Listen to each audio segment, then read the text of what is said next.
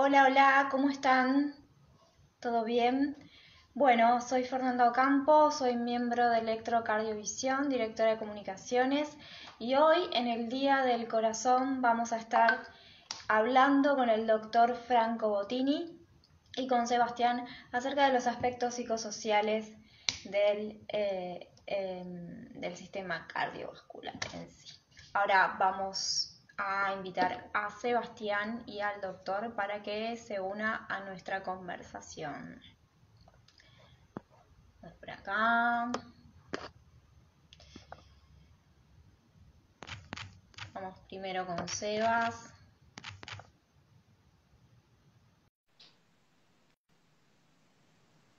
Y con Franco.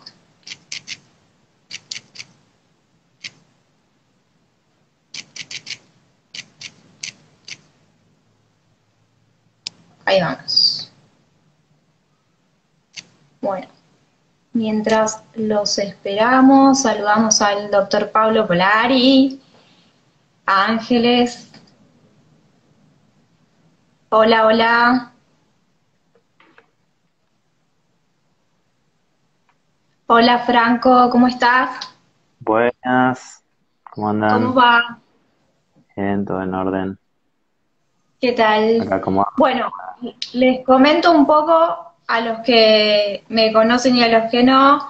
Franco fue compañero mío en Unión Personal, en Acor Salud, trabajamos un tiempito juntos, así que nada, nos conocemos de ahí. Él ahora es coordinador del servicio de cardiología del Sanatorio Anchorena y tiene una página que se llama Cardiocognitiva, donde apunta a aspectos psicosociales que ahora más adelante nos va a contar. Esperamos a Sebastián que se nos una a la conversación.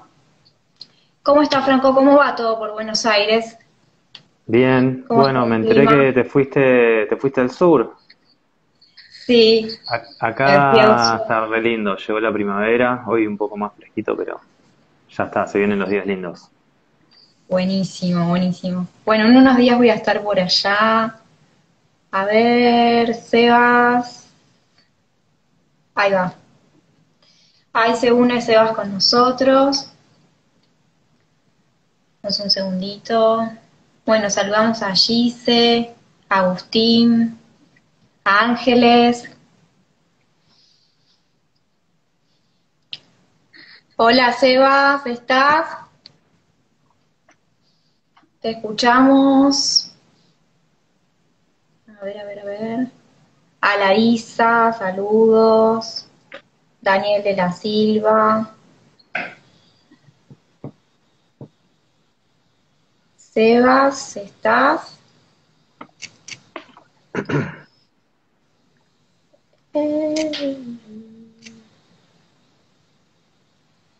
Bueno, ahí mientras los esperamos, contanos un poco, Franco, de vos, qué es de tu vida. Dale, si querés vamos arrancando un poquito con la entrevista, después Seba se suma, creo que estaba en el auto, ¿sí? Sí, sí, sí, ya estaba Mm, llegando y ya estaba conectándose. Bueno, la idea de la entrevista básicamente es comentarnos un poco acerca de vos, comentarnos qué te, qué te trajo la cardiología, qué enseñanzas te dejó la cardiología para vos claro. como médico cardiólogo. Mira, yo empecé a trabajar de cardiólogo hace ya unos 5 o 6 años. Antes de eso fueron 4 años de residencia, así que hace unos 10 años que estoy más o menos en esto. La residencia te forma en un ambiente plenamente hospitalario, ¿no? Es como que estás metido dentro de una unidad coronaria viendo los pacientes más críticos. Y después cuando vas saliendo un poquito de ese espacio tan reducido de la cardiología, te das cuenta qué pasa antes y qué pasa después, ¿no? Un paciente que se interna por un infarto, una arritmia, insuficiencia cardíaca, distintos diagnósticos, y después, bueno, sale, ¿no? Y esa persona cuando sale de la internación sale con distintas cosas, ¿no? O sea, no solamente con lo que implicó esa internación para esa persona desde el punto de vista cardiológico, sino desde un punto de vista también psicoemocional, ¿sí? Vemos que hay muchos pacientes que se angustian, que salen con muchos miedos, que les cuesta volver a su vida. Entonces esa segunda mitad de mi práctica después de la residencia me mostró un poco eso, ¿no? Ese lado después de una internación y me empecé a topar con algunas dificultades como para abarcar esa parte de la salud de las personas, que ya no tenía que ver tanto con que tengan el mejor tratamiento cardiológico disponible, sino también con, por ejemplo, si tienen las pastillas que las tomen, o que pueda cambiar el estilo de vida que lo llevó en un primer momento a enfermar, eh, no sé, o algunos ciertos hábitos que eran perjudiciales para su salud, ¿no? Entonces fue en ese momento donde dije, ok, me gustaría hacer algo diferente porque eh, ya de la parte, digamos, más intensiva y eso sentía que estaba bien formado y que podía abarcar las distintas patologías, pero después del punto de vista social, psicológico, emocional, me sentí que me faltaban herramientas. Y es por eso que más o menos hace unos 3 4 años empecé a indagar en la parte más psicológica. No sintiéndome como un psicólogo, sino como un cardiólogo que está abierto a estas cosas, con la intención primero de detectarlas y poder llegar a una consulta a tiempo eh, y buscar apoyo en otros profesionales, ¿no? Bien. Creo que Bueno, va le por ahí. damos la bienvenida a Sebastián. Hola, Sebas. Buenas noches, ¿cómo andan, chicos? Bueno, Franco, muchas gracias por sumarte a Electrocardiovisión. La verdad que es un gusto enorme, tanto de Fer y de mío, poder tener esta conversación que la hemos pensado muchas veces y bueno, finalmente se concretó. Y bueno, te escuchaba lo Hola. que mencionabas y la verdad que es un aspecto súper, súper interesante, ¿no? Y voy a hacerte una pregunta dentro de esta misma pregunta con la que abrió el juego Fer. Dado que vos mencionás lo psicosocial, eh, Sí. ¿tuviste algún referente que te llevó a decir, pará, hay alguien que piensa de esta manera y es lo que a mí me gusta y voy a tomar esta referencia, ya sea, no sé, un libro, un médico, algún paper, algo que Eh, te dijo, que te abrió el camino? Mira, la verdad que no. Fue más el vacío que realmente una luz que esté siguiendo. O sea, fue realmente encontrarme en situaciones donde no sabía bien cómo abordar una problemática y decir, no tengo estas herramientas, ¿de dónde las puedo sacar? Fueron los pacientes, básicamente. Los pacientes que me llevaron a esas situaciones. O sea, me acuerdo perfecto cuando empecé a hacer consultorio ahí en la Modelo de Morón, haber visto cómo un paciente se salvó de milagro, me vino a ver a consultorio y seguía fumando 20 cigarrillos por día, después de haber tenido un infarto y 3 stents. Y yo dije, pará, a mí no me explicaron qué había que hacer acá. Y fue ante esa duda de decir, ¿qué le está pasando a este tipo? ¿Está angustiado? ¿Está enojado? ¿Se quiere morir? Porque son cosas que te preguntás realmente, si esto que es un suicidio encubierto, que no lo logró y va a ver si lo puede lograr. Muchas preguntas, o sea, muchas preguntas interrogantes que nunca había visto, nunca se me habían como presentado. Y ahí empecé a mirar, empecé a ver toda la parte más de psico, me puse a leer cosas primero por mi cuenta, me gustó, cursé una materia en la Facultad de Psicología como alumno libre y me enganché, y ahí fue que empecé a estudiar la carrera de Psicología Clínica y Terapia Cognitivo-Conductual posgrado de la UBA, Bien, o sea que buscando hay también. respuestas interrogantes, básicamente. Bien, no, Excelente. te escuchaba y la verdad que es importante, Fer, ya te cedo. Y en realidad tenés un incentivo que fue la experiencia. Mencionás, por ejemplo, el caso de este paciente que se sienta en el consultorio, que sigue fumando. Dentro de ese pool, ¿no? de Mm. circunstancias, ¿hay alguna te haya marcado más todavía? ¿Que más recuerdes? ¿En qué sentido me decís Claro, que dentro me de haya este dirigido en aspecto. esta, que me haya traído para este lado de la cardiología? Sí, exacto. Eh, Mira, hay una cosa que es un interrogante que yo tengo y que creo que es bastante difícil de abordar, que es que cuando una persona se enferma y acude a un médico, es como que es como el que se le rompe el auto y lo lleva al taller. Pero a veces que la parte médica no tiene una solución tan inmediata y tan, este es el problema, esta es la solución, sino que hay que generar cambios en el estilo de vida de esas personas. Y muchas veces no estamos dispuestos a generar esos cambios de estilo de vida. Entonces, el médico tradicional, más como paternalista, es el médico que le dice al paciente, vos tenés que hacer esto, esto, esto y esto, y vas a andar bien. Y a mí ese perfil no me termina de cerrar, porque para arrancar en medicina siempre trabajamos con probabilidades y no con certezas. Entonces, a mí lo que me tienta, un lugar lindo al que me gustaría llegar, es ser ese médico que le da la información digerida y como resuelta al paciente para que pueda llegar junto conmigo a decidir cuál es el tratamiento ideal.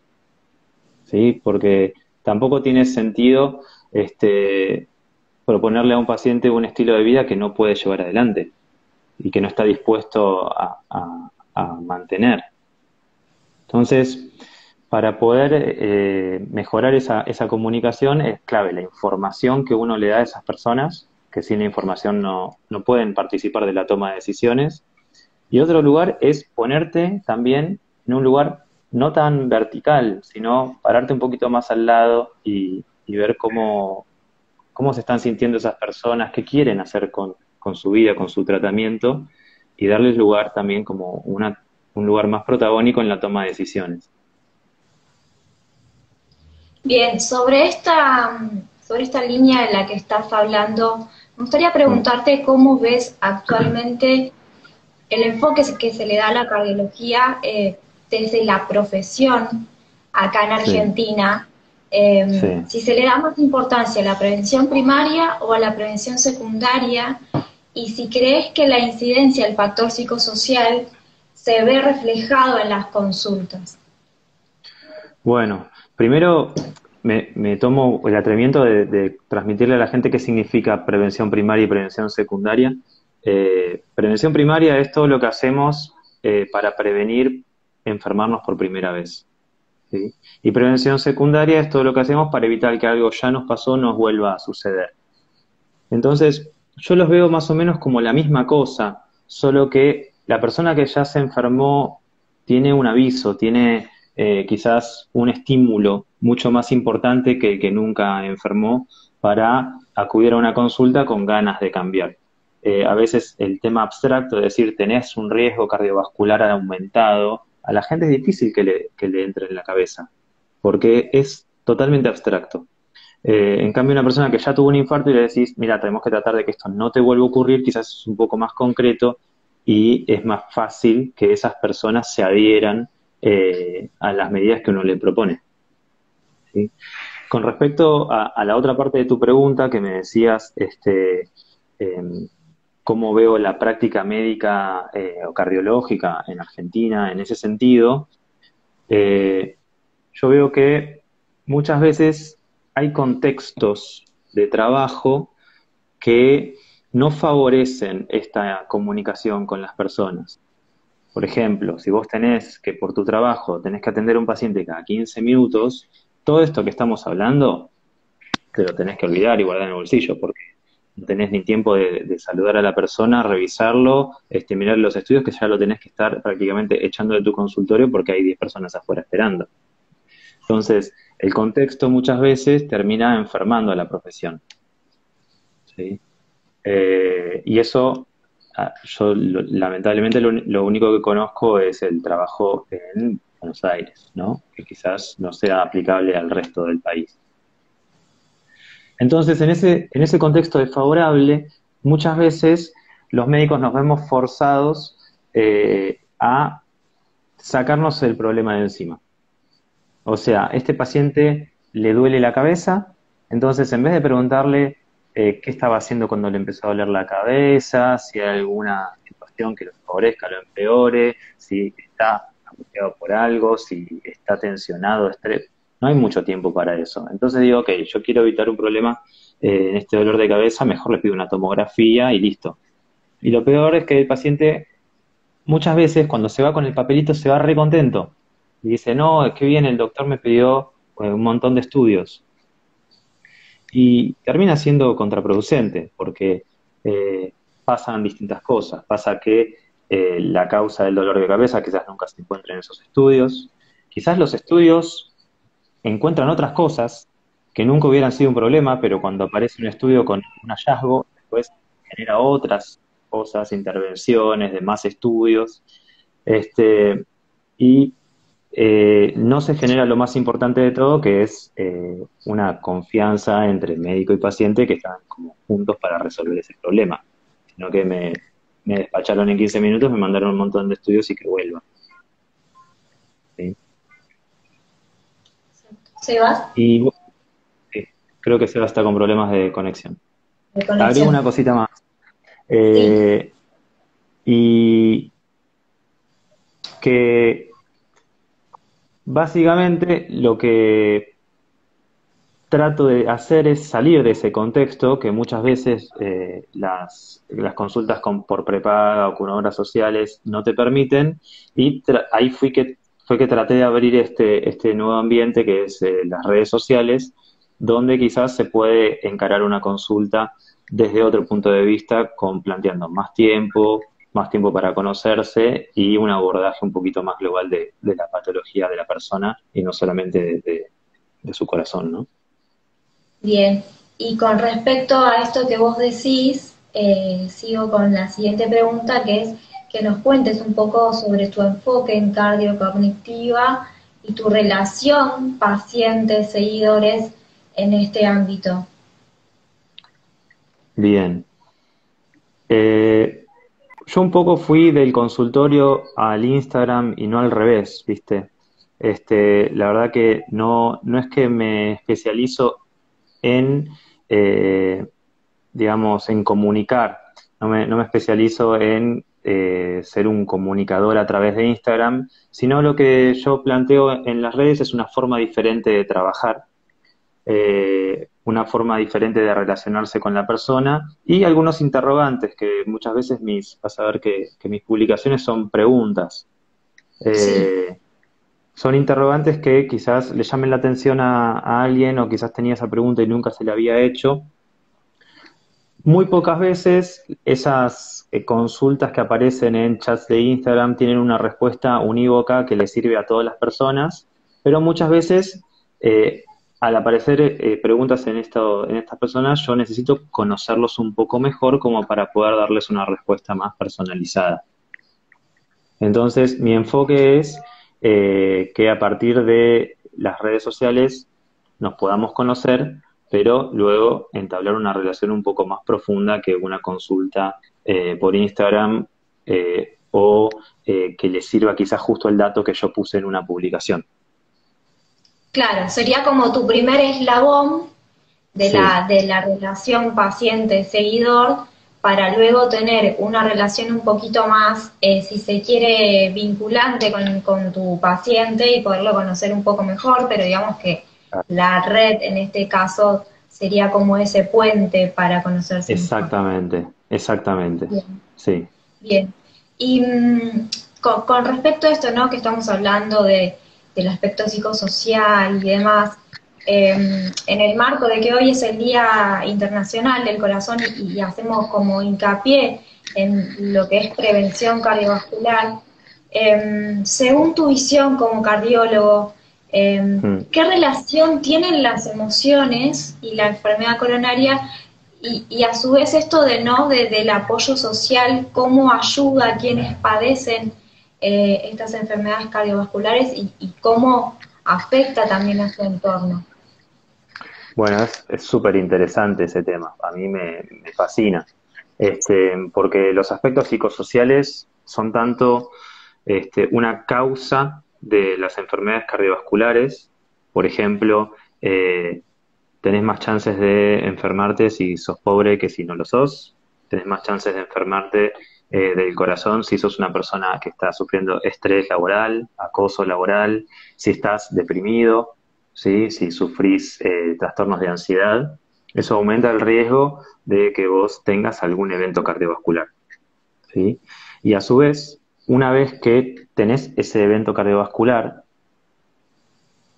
esos mismos factores desencadenantes pueden ser consecuencias. Por ejemplo, hace poquito nos aceptaron para el Congreso de Cardiología que se va a hacer ahora en octubre, un estudio de prevalencia de depresión que hicimos en pacientes que estuvieron internados en la unidad coronaria.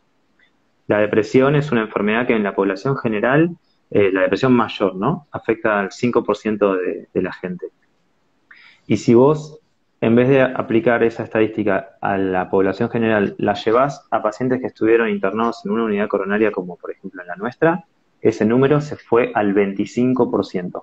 Es decir, que una de cada 4 personas que estuvieron internadas por cualquier motivo en una unidad coronaria desarrollan síntomas depresivos, ¿sí? Y no termina ahí, porque no solamente puede ser la causa o la consecuencia de un evento cardiovascular, sino que también es un factor de mantenimiento y de mal pronóstico. ¿Por qué? Porque una persona que está deprimida tiene menos adherencia al tratamiento, es decir, no toma las pastillas como las tiene que tomar, no le dan ganas de salir a caminar, no come tan sano, ¿sí? Y además hay fenómenos fisiológicos de fondo, alteraciones hormonales, ¿sí? Y químicas que favorecen el desarrollo de algunas enfermedades cardíacas.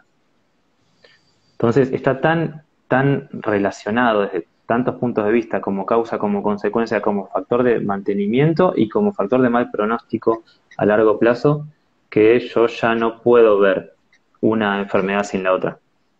No hay que olvidarse que hay 3 de cada 4 que no les pasa, pero 25% en medicina es un montón. Claro. ¿Crees, Franco, que lo que pasó, lo que viene pasando, viene arrastrando de lo que fue o lo que es todavía la pandemia de COVID-19, tuvo algo que ver con el tema de relacionarse también el tema de emociones con enfermedades cardiovasculares? ¿Hay como una, digamos, resistencia en cuanto a eso? Sí, totalmente, totalmente. O sea, pasaron muchas Mucho. cosas. Pasó algo desde el punto de vista emocional, o sea, nos alejamos de nuestros seres queridos, nos obligaron a alejarnos de nuestros seres queridos, nos dijeron que si nos acercábamos corríamos el riesgo de dañarlos, ¿sí? O sea, parecía como un círculo, viste, que nunca iba a terminar de aislamientos, y eso afectó sobre todo lo que yo vi en mi experiencia personal a los más viejos. Las personas más grandes sufrieron un montón. Y ahora estamos trabajando mucho con pacientes que no pueden salir de esa situación de aislamiento porque ahora le agarraron miedo a todo.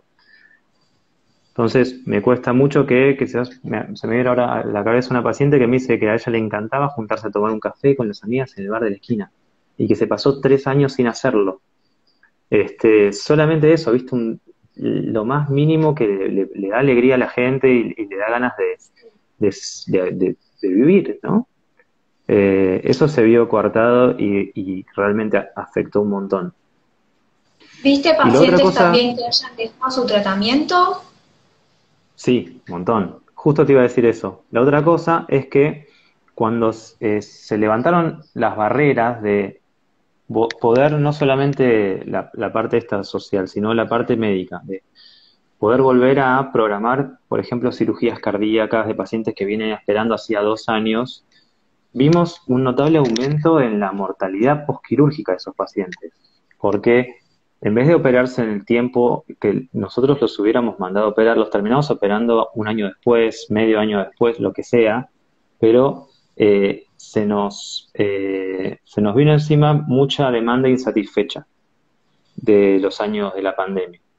Entonces, no solamente afectó en lo emocional, afectó también en lo médico directo. Sí. Claro. Sebas, Yo ¿querías tenía, aportar algo? sí, lo iba escuchando a Franco también, justo en un momento pido disculpas que se me cortó el internet. No sé si lo dijiste, pero el otro día leyendo uno de tus posteos, y corregime si me equivoco, veo que hablas de la relación médico-info-paciente. O Claro, sea, sí. que lo pones como núcleo la información en el medio, que es básicamente lo que venís desarrollando. Mi pregunta es, está bárbaro, o sea, charlar conversar con médicos como vos, y a su vez como paciente también, me imagino, por todo esto que vos manifestás y explicás. Pero mi pregunta es, ¿contra qué tenés que competir a la hora de brindar una información adecuada? Es una buena pregunta. A ver, muchas veces te encontrás con, eh, y esto me pasó mucho también preparando las publicaciones, que me ayuda una amiga que se llama Nicole, me ayuda a bajar a tierra esa información. Porque uno está tan metido en el lenguaje médico y en estas patologías con las que lidiamos todos los días, que a veces le hablas en un idioma a las personas que no te terminan de entender, y eso es un error nuestro. Entonces ahí hay como un salto como si fuera del lenguaje o cultural, que a veces no nos damos cuenta. Y quizás es mucho más fácil decirle a la persona, toma, estos 3 papelitos son 3 estudios que te tenés que hacer, hacételos y tráemelos. Y la persona no entendió qué le pediste, ni por qué, ni con qué objetivo. Entonces, bajar ese cambio y decir, ok, quiero que esta persona entienda qué estoy haciendo, toma más trabajo. Es una consulta más larga, es tratar de decir de distintas maneras lo mismo hasta que se pueda entender. Y después, obviamente, cuando vos le das ese poder, viste, como empoderás al paciente, también tenés el riesgo de que te digan, mira, yo no quiero hacer esto, no quiero hacer aquello, me parece que no me va a servir mucho. Entonces, demanda energéticamente mucho más una consulta donde vos proponés una conversación más horizontal que cuando el médico, digamos, más ortodoxo, verticalista, da comandos. No sé si respondí tu pregunta. Sí, está bárbaro. Y te repregunto al respecto. ¿El paciente te viene informado y a su vez esa información que trae es Mm. verdadera o suele venirse con información que sacó de otro lado y vos tenés que destruir ese preconcepto que el paciente, con el que el paciente viene? Pasa de todo. Pasa desde el que viene bien informado, que está buenísimo porque ya arrancás, digamos, como una conversación un poco más avanzada. Pasa que con el que no sabe nada, y ese que no sabe nada puede pedirte 2 cosas. Puede pedirte que no quiere saber más nada y que le gusta el rol de, digamos, respetar la jerarquía del médico, o puede pedirte que le expliques, lo cual está buenísimo. ¿Sí?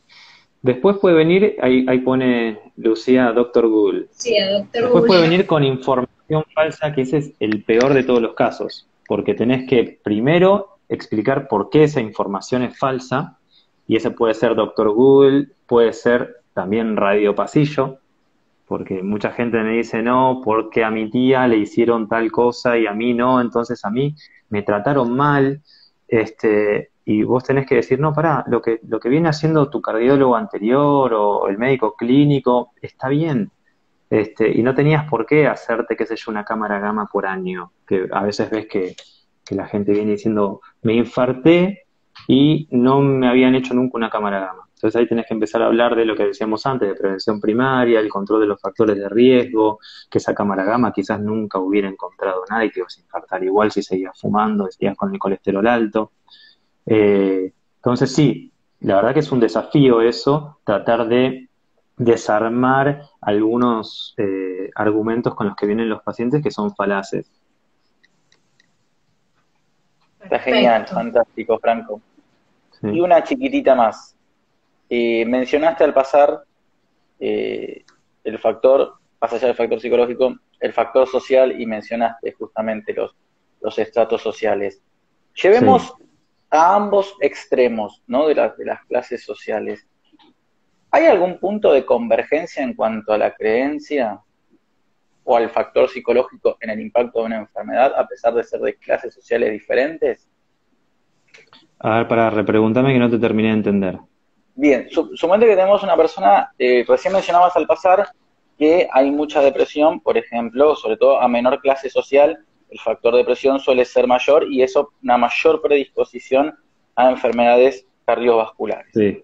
Sin embargo, en otro extremo de las clases sociales, ¿no existe también algún factor, por más que sea una clase social opuesta, que también lleve a la depresión y que haya una convergencia en cuanto a incidencia por ejemplo, claro, es coronaria? que sí, a ver, nadie está exento de deprimirse. Nadie. Y no son solamente los factores sociales los que te llevan a un episodio depresivo o una internación en una unidad coronaria. Sino que muchas veces la depresión se genera por una diferencia entre nuestra realidad y nuestras expectativas, ¿sí? Hay veces que personas que uno podría decir, pero esta persona tiene todo, y está angustiada igual. Y ahí ya hay que trabajar un poco sobre cuáles son las herramientas que tiene esa persona para trabajar sobre esos síntomas depresivos, ¿sí? Pero nadie está exento de deprimirse. Y cuando hablaba del aumento del riesgo en clases bajas, me refería al riesgo de eventos cardiovasculares en general, relacionados a la depresión, pero por ejemplo también relacionados a más incidencia de diabetes, sobre todo diabetes tipo 2, en relación a obesidad y una alimentación basada en hidratos de carbono.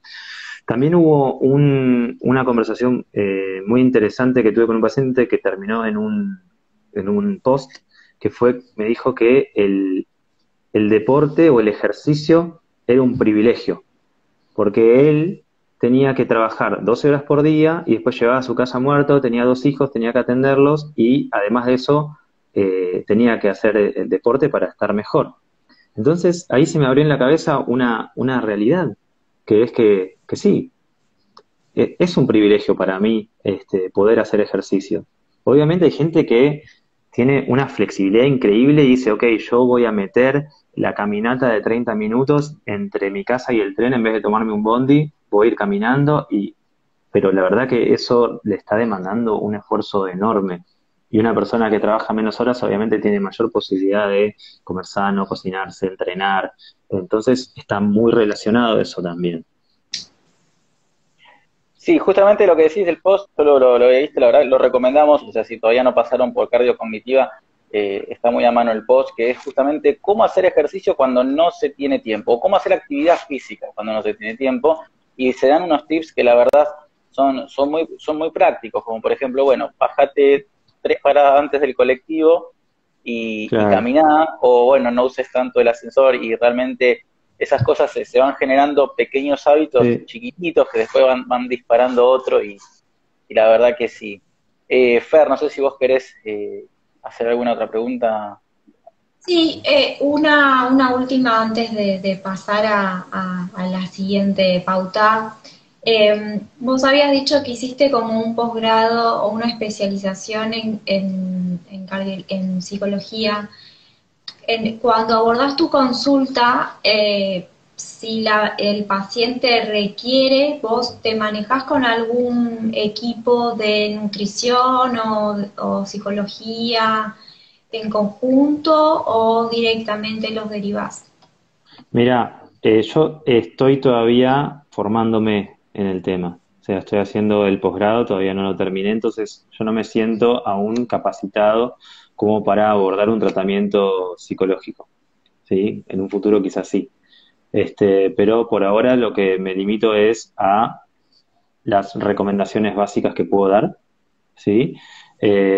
A lo que es activación conductual, que es esto, ¿viste? En los pacientes deprimidos, que está demostrado científicamente que sirve, hacer ejercicio, salir de la casa, y a que empiecen a prestar un poquito más de atención a cuáles son, o sea, en terapia cognitiva y conductual se habla mucho de los pensamientos que tenemos, que están relacionados con las conductas que realizamos y con las emociones que sentimos. Ese es como el triángulo de la terapia cognitiva conductual que trata de identificar qué estaba haciendo cuando me sentí mal, qué estaba pensando cuando me dieron ganas de no ir a esa reunión con amigos, cuáles son las actividades que me generan bienestar y por ahora trato de enfocar en eso. Pero todavía cuando hay un paciente que está realmente pasando un momento difícil desde el punto de vista psicoemocional, prefiero derivarlo. Perfecto. Sebas, Chiquitita, y pasamos al cierre si querés, Fer. ¿Cómo sería, Franco, un equipo multidisciplinario en este aspecto? O sea, ¿con quién te gustaría trabajar en conjunto, con qué otras profesiones para abordar un paciente? Qué buena pregunta. Me gustaría, eh, a ver, hay parte del equipo que siento que ya lo tengo por estar trabajando en un sanatorio con un montón de prestaciones, como esto de la parte intensivista, ¿no? O sea, cuando el paciente está crítico, hay que correr, ¿sí? Entonces ahí está bueno tener una unidad coronaria de referencia, un hemodinamista para resolver cuestiones endovasculares, cirujano cardiovascular, y bueno, y lo que te decía del centro de referencia que nuclea todo esto. Pero pongámonos fuera de la cardiología intensivista más en el consultorio. Es fundamental tener un diabetólogo o diabetóloga de confianza. Me gustaría tener un psicólogo que haga TCC, o sea, terapia cognitiva conductual. Me gustaría tener nutricionista y, que sería ya como increíble, un equipo de educación física. Un profe de educación física que se dedique no quizás al alto rendimiento ni a los pacientes que van a entrenar sanos a un sanatorio, a un gimnasio, sino alguien que se dedique a pacientes con factores de riesgo cardiovascular. quizás también algunos que otros rehabilitación cardiovascular. Sí, rehabilitación sería como parte de eso, tal cual. ¿Y no se te ocurrió Perfecto. nunca pensar en agregar a todo eso que dijiste, que me encanta, algo lúdico? Mira, ahí justo Santi agrega un centro de rehabilitación cardiovascular, tal cual. Claro. Sí, Todos estábamos pensando lo mismo. sí, sí, sí. Perdón, no sé si se escuchó eso, te decía, si algo lúdico, claro, no sé, sala de juegos, sala de conversación, algo que permite Sí. interactuar también. Nunca pensaste, no sé, baile, viste que hoy ¿Vos por hoy decís está muy de moda, vas a un parque, hay gente bailando. No, como parte del equipo multidisciplinario, se me ocurrió al pasar, viste, recién decía, bueno, es un espacio donde se puede hacer, no sé, algo divertido, no sé, sí, como para pasar un buen rato y justamente eh, abrirse un poco de lo estrictamente sí, profesional. obvio. Muchas veces, o sea, lo ideal que vos le podés recomendar a un paciente es que haga una actividad física que le guste. Pasa que no todos tienen esa cultura, pero por ejemplo, tengo gente que le encanta bailar y que baila tango, y yo digo, el día que bailás tango ya hiciste tu cuota, o sea, salí a caminar los demás días. Pero sí, eso es lo mejor, porque si pudiéramos, el tema es que la gente tiene gustos muy diversos, entonces es difícil enganchar algo que le guste a todos. Claro, ahí justamente iba, porque está por ahí que no sé, va y camina por compromiso, pero por ahí decía, bueno, no sé, tener a veces un espacio, no sé, se me ocurrió al pasar, por ahí para pensar a futuro. Fer, Sí, sí, sí, hacemos estaría bueno. el cierre. Sí, hablando un poco de esto, ¿no? Que decías de Sebas de poder incorporar actividades más artísticas, si se quiere. Mi pregunta es, Franco, si además de la cardiología y de todo esto, tenés otra pasión o actividad ajena a la cardiología que te guste y que desees contarnos. Sí, sí, sí, a mí lo que más me gusta es la música. O sea, yo hago música y ese es mi cable a tierra. Conecto por ahí, ¿viste? Son actividades que, bueno, viste que estábamos hablando de la terapia cognitiva y conductual. Bueno, una Sí, de las puntas más modernas de la terapia cognitiva conductual es el mindfulness, que seguramente lo habrán escuchado nombrar, que son ejercicios de conciencia plena que tratan de sacarte de el pensamiento obsesivo, que tratan de sacarte de la rumiación del evento depresivo, que tratan de sacarte de la ansiedad que estás pensando de cómo va a ser mañana, y te hacen conectar con el momento. Y a mí las cosas que me hacen conectar con el momento son la música, que en ese momento soy yo y no pasa nada, no existe el teléfono, no existe la guardia, o sea, no existe nada. Y lo otro son los deportes extremos. Me pasa cuando voy a esquiar, me pasa cuando estoy en el mar, cuando estás en una situación que, digamos, tenés que estar recontra concentrado porque si no, tipo, te vas a golpear o te vas a caer. Yo necesito quizás ese estímulo para lograr esa conciencia plena que otras personas que lo pueden lograr quizás leyendo un libro, eh, o lo pueden lograr, no sé, caminando por un bosquecito. Esas actividades que a mí me conectan. ¿Y qué instrumento tocas o cantas? No, yo toco el saxo alto y el soprano. Bien, muy bien, Sí, Franco, O sea, excelente. ¿Y potente. deportes? sí, el vecino no está contento.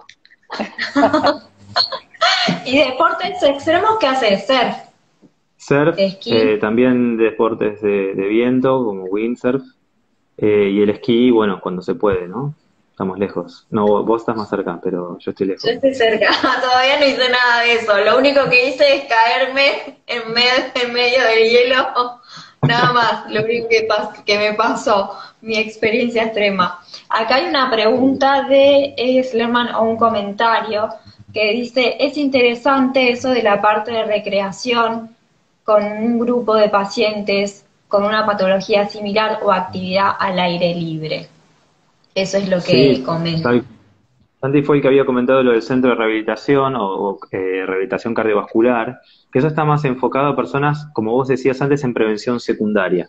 Personas que ya sufrieron un infarto, que tienen insuficiencia cardíaca o alguna complicación, pero está bueno esto que suma con respecto a algo previo, ¿no? O sea, por ejemplo, actividad física para pacientes de una determinada edad y que son diabéticos, por ejemplo, o que, no sé, ni hablamos del tema de consumo de sustancias, ¿no? O sea, hay un montón de grupos para CC tabáquico que encaran esto, pero no se encara desde un punto de vista del deporte, se encara más de un punto de vista de conversación, de terapia grupal y demás. Estaría muy bueno.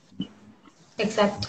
Después Vamos a tenemos a hacer Ernesto una, con humor, perdón, que dice fantástico enfoque de la medicina, un ejemplo, y a Moni, Mónica, una compañera nuestra ex compañera Moni, mía, yo la que conozco. dice excelente doc, de manda aplausos. Así Gracias, que bueno, Moni. le mandamos un saludo a Moni también. Sebas, Muy bien. no, justamente lo escuchaba, ¿no? Recién cuando hablaba, a mí también me gusta la música, también es mi cable a tierra, toco guitarra y demás. Justamente pensaba en la parte esa del arte, de cuán interesante por ahí sería, justamente cuando preguntaba recién hace un ratito, una pregunta atrás, qué incorporar de distinto o algo lúdico. Yo creo que también la música es algo que se podría incorporar. Bueno, de hecho están los grupos de musicoterapia también, que trabajan Sí, incluso en unidades intensivas. sí, Eso por ahí sería interesante también. sí, eso es una cuenta pendiente que tengo, musicoterapia. Es algo que siempre me llamó la atención y nunca me metí a investigar. Está buenísimo. Bueno, ya tenemos algo para ver qué pasa de acá a un Para par de sumar. ya años tenemos un en grupo armado. hay un grupo armado. Bueno, Tenemos Fer, un grupo armado. vamos cerrando, así no nos corta Instagram. Bueno, en primer lugar agradecerte, Franco, la verdad la pasamos bárbaro. Espero que te hayas sentido cómodo. Gracias a todos los que nos han acompañado, se han ido sumando. Los que se sumaron a lo último y de repente quieren verla desde el principio, va a quedar en Instagram, así que la van a poder ver. Y bueno, la verdad, de mi parte te felicito. Es una visión hermosa la que tenés de la medicina. Con Fer siempre decimos, nos encanta que se forme gente así y ojalá se forme mucha más gente así, sea un disparador. Sabemos que hay y que es muy difícil por lo que cuesta justamente, decir vos, por todos los factores que mencionaste que están en la conversación, pero la realidad es que, bueno, ojalá que sigas con ese ímpetu y esa energía y que se puedan armar estos lindos grupos para todo tipo de prevención, ya sea primaria o secundaria, pero que la medicina se abra un poquito más, es fantástico. Bueno, muchas gracias. Gracias por el apoyo, gracias por la invitación. Buenísima la entrevista también, las preguntas que hicieron, estuvo muy bueno. Y gracias a la Gracias, gente que se sumó. Franco. Sí, gracias a todos. Gracias, Franco, por sumarte. Esperamos verte nuevamente en alguna actividad con nosotros. Gracias a todos por sumarse y nos veremos en otra oportunidad. Buenas noches. Chao, que tengan buenas noches. Hasta luego. Chao, chao.